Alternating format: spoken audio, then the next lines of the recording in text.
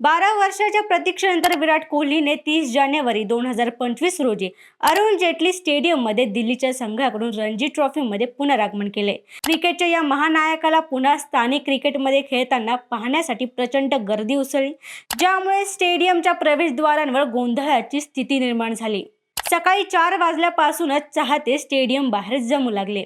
दिल्ली आणि जिल्हा क्रिकेट संघटनेने DDCA मोफत प्रवेश जाहीर केला होता, ज्यासाठी फक्त आधार कार्ड आवश्यक होते. मात्र प्रचंड गर्दीमुळे प्रवेशद्वारांवर अफरातफर झाली आणि चेंगराचेंगरी दृश्य परिस्थिती निर्माण झाली. दिल्ली पोलिसांच्या माहितीनुसार सुरुवातीला केवळ एकच प्रवेशद्वार खुला होता, त्यामुळे गर्दी वाढली. नंतर अधिक गेट उघडल्याने परिस्थिती आटोक्यात आली. सुदैवाने कोणतीही दुखापत झाली नाही. स्टेडियममध्ये वातावरण पूर्णपणे भारावलेले होते. कोहली आणि RCBच्या घोषणांनी मैदान दणाणून गेले.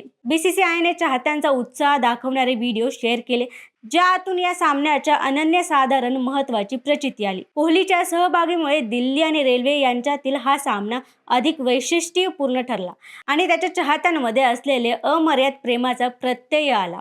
ही घटना भारतीय क्रिकेट प्रेमींच्या निस्सीम भक्तीचे प्रतीक असले तरी अशा प्रचंड गर्दीच्या व्यवस्थापनातील अडचणीही समोर आल्या. रणजी ट्रॉफीचा हंगामा जसजसा पुढे सरकेल तसतसे चाहत्यांचा हा उत्साह आणि क्रिकेटपटूंच्या खेळातील रंगम अधिकाधिक वाढत जाईल. अशाच महत्त्वाच्या माहितीसाठी पाहत राहा सत्य पे सत्ता, म्हणजेच थोडक्यात पण महत्त्वाचं. आणि आमच्या चॅनलला सबस्क्राईब करायला विसरू नका.